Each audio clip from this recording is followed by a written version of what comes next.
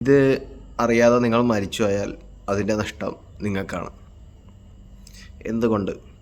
ലോകത്ത് നടക്കുന്ന കാര്യങ്ങൾ തമ്മിൽ കുറച്ച് നമ്മൾ അറിയേണ്ടതായിട്ടുണ്ട്. കുറച്ച് രഹസ്യങ്ങൾ ഞാൻ പെട്ടെന്നൊരു ദിവസം കൊണ്ട് കണ്ടുപിടിച്ചതല്ല.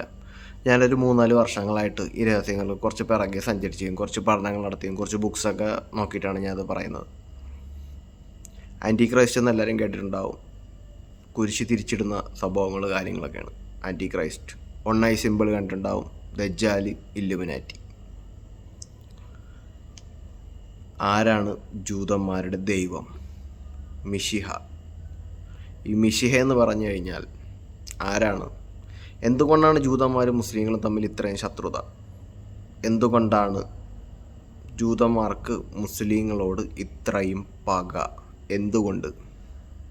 ബിക്കോസ് അവരുടെ ദൈവമാണ് ഖുർആനിലെ ദജ്ജാൽ.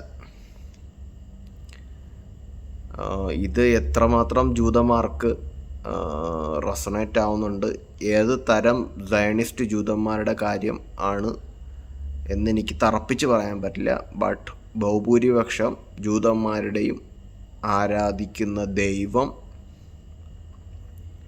ഇസ്ലാമിൻ്റെ ആൻറ്റി ക്രൈസ്റ്റ് എന്ന് പറയപ്പെടുന്ന ദജ്ജാൽ ആണ്. ദുഷ്ടനും ഒരു കണ്ണ് വളരെ മോശമായിട്ട് ഇരിക്കുന്ന ആൾ. ഒറ്റ കണ്ണ് മാത്രമേ ഉള്ളൂ ദൈവത്തിന്. ആൻറ്റി ക്രൈസ്റ്റ് എന്ന് ക്രിസ്ത്യാനികൾ പറയും, മുസ്ലിങ്ങൾ ദജ്ജാൽ എന്ന് പറയും. അതാണ് യഹൂദന്മാരുടെ ദൈവം, ദ മസീഹ ദജ്ജാൽ. അവർ മിശിഹ എന്ന് പറയും.